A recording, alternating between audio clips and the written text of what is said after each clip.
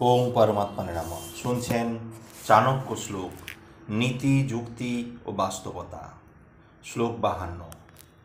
অসম্ভাব্যম ন বক্তব্যং প্রত্যক্ষং যদি দৃশ্যতে শিলাতরতি পানীয়ে গীতং গায়তি বানর। শিলা জলে ভাসছে বা বানর গান গাইছে, এরূপ ঘটনা নিজের চোখে দেখলেও তা হয়তো কখনো ব্যক্ত করা উচিত নয়। প্রকৃতিতে অনেক ঘটনা থাকে যা বিশ্বাস করা যায় না, নিজের চোখে দেখলেও অবিশ্বাস্য মনে হয়। এইসব ঘটনা চোখে দেখলে কাউকে না বলা উচিত, কারণ তাতে নিজেকেই উপহাসের পাত্র হতে হয়। কিন্তু প্রকৃতিতে এমন কিছু ঘটনা ঘটে যা অলৌকিক, যার কোনো ব্যাখ্যা মেলে না। যেমন কেউ যদি নিজের চোখে দেখে জলের মধ্যে শিলা ভাসছে বা বানর নিজে গান গাইছে, তখন এইসব কথা কাউকে না বলাই উচিত। তাতে নিজেকেই অন্যের কাছে উপহাসের পাত্র হতে হয়।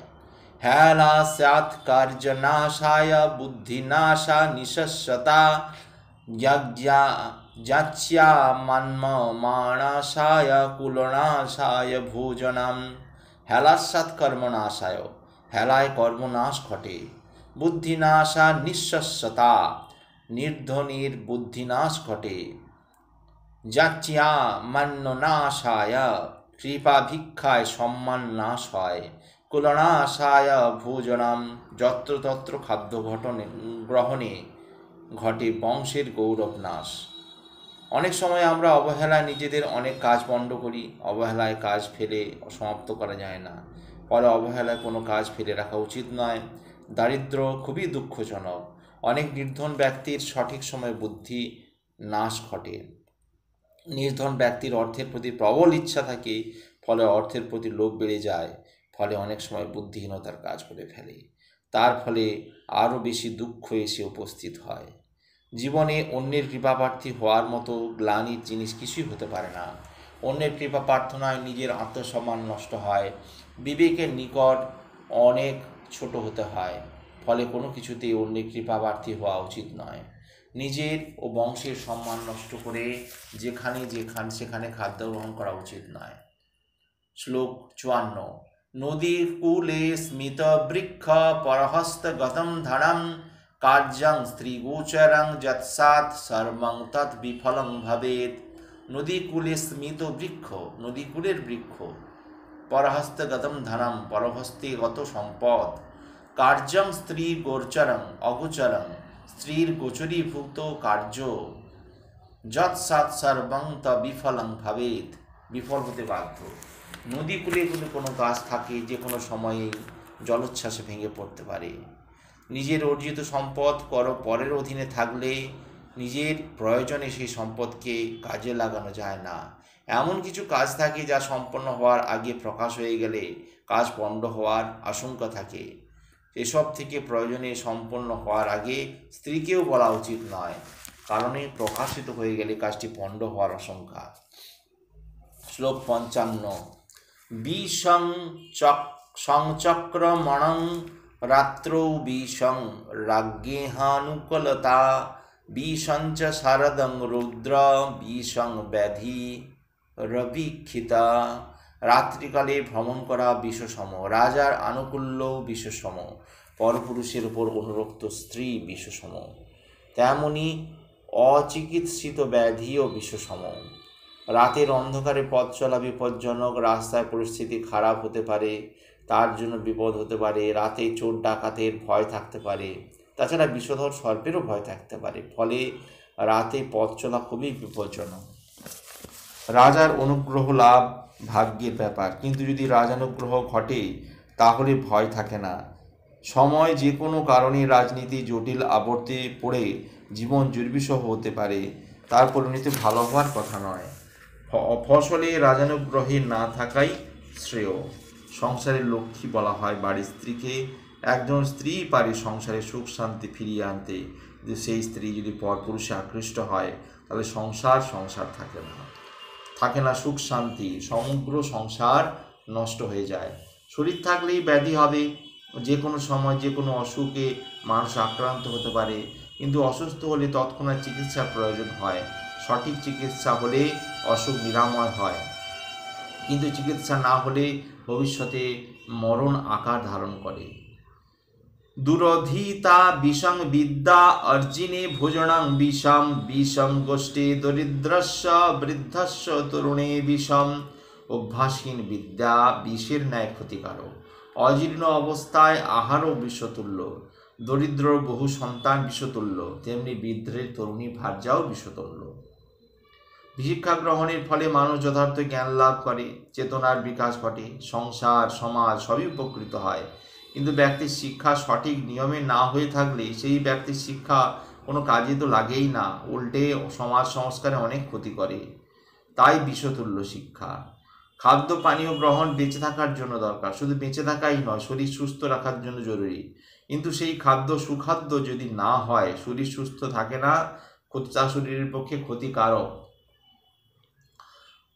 পিতামাতার কর্তব্য হলো সন্তানদের উপযুক্ত শিক্ষা দিয়ে সমাজের উপযুক্ত করে তোলা। দরিদ্র পিতা যদি হয়ে থাকেন, তার উচিত অনেক সংখ্যক সন্তানের জন্ম না দেওয়া। দরিদ্র ব্যক্তির পক্ষে সন্তান ভরণ পোষণ করা অসম্ভব হয়ে দাঁড়ায়। বার্ধক্যকাল হলো শান্তির সময়। এই সময় মন সাংসারিক জীবন থেকে দূরে থাকতে চায়। কোনো বৃদ্ধার যদি তরুণী ভার্যা থাকে, সংসারের পক্ষে সুখকর হয় না, কারণ ভার্যা তরুণী হওয়ায় তার ভোগ আকাঙ্ক্ষা থেকে যায়, কিন্তু বৃদ্ধ ব্যক্তির থাকে না। স্ত্রীর কামনা বাসনা চরিতার্থ করা স্বামীর পক্ষে সম্ভব হয় না, সংসারে অশান্তি হয়। শ্লোক 57। প্রদোষে নিহত পন্থা পতিতা নিহতা স্ত্রীষু অল্পবীজং হতং ক্ষেত্রং ভৃত্য দুষাদ্ধতু প্রভু। সন্ধ্যার অন্ধকারে নষ্ট। প্রদোষী নিহত পন্থা পতিতা নিহতা স্ত্রীষু, চরিত্রহীন নারীর জীবন নষ্ট, অল্প ফসলে ক্ষেত নষ্ট, কুবৃত্তের দোষে প্রভুর জীবন নষ্ট। সন্ধ্যার অন্ধকারে না পথ চলাই উচিত।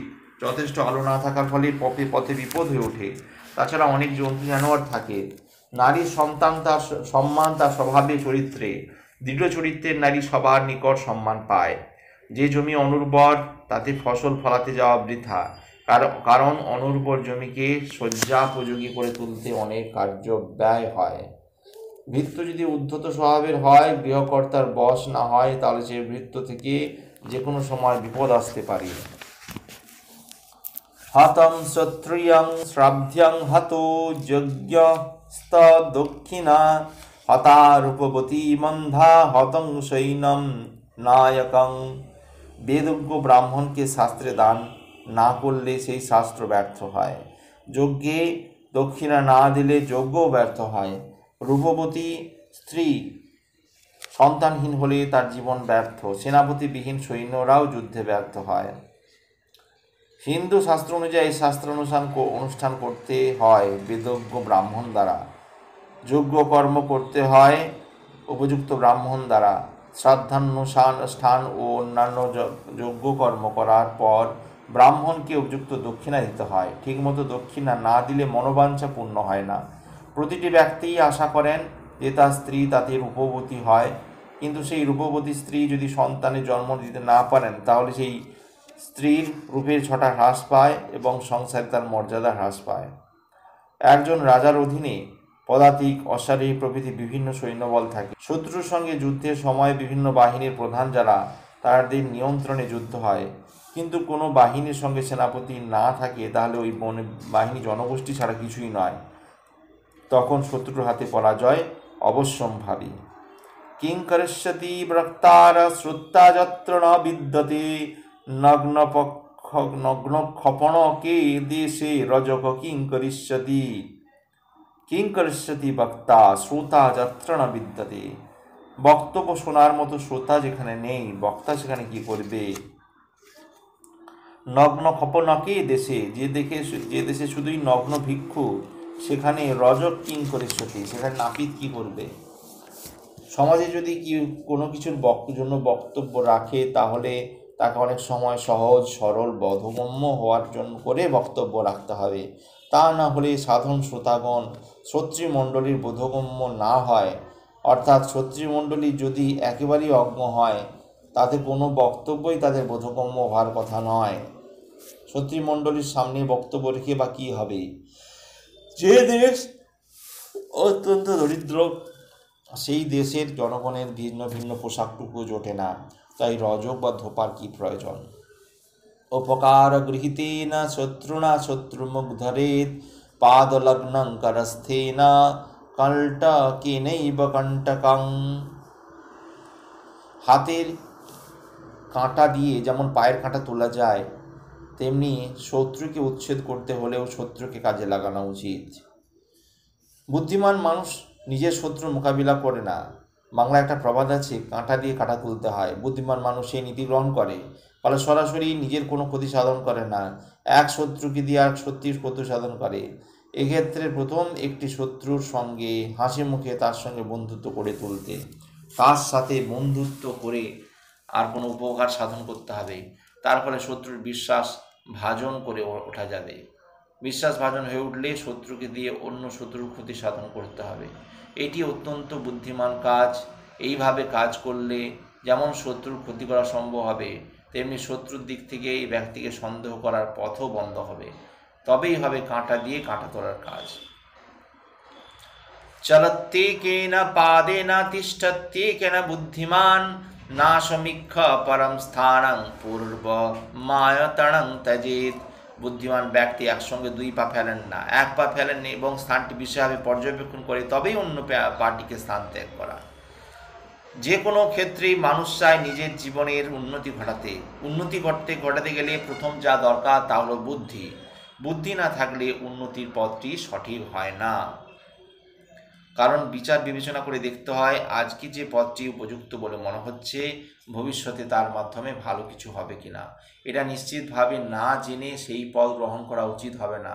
তা না হলে ভবিষ্যৎ অবস্থা আজকে বর্তমান অবস্থা থেকে খারাপ হতে পারে, তখন আর কিছু করার থাকে না। ফল বিবেচনা করে সিদ্ধান্ত নেওয়াই হলো বুদ্ধিমানের কাজ। লুব্ধমর্থেনা গৃহ্ণাৎ। আজ এই পর্যন্তই। আগামী পর্বে বাকি শ্লোক শুনবেন। ভালো লাগলে অবশ্যই চ্যানেলটি সাবস্ক্রাইব করবেন ও পাশে থাকা বেল আইকন অবশ্যই ক্লিক করবেন।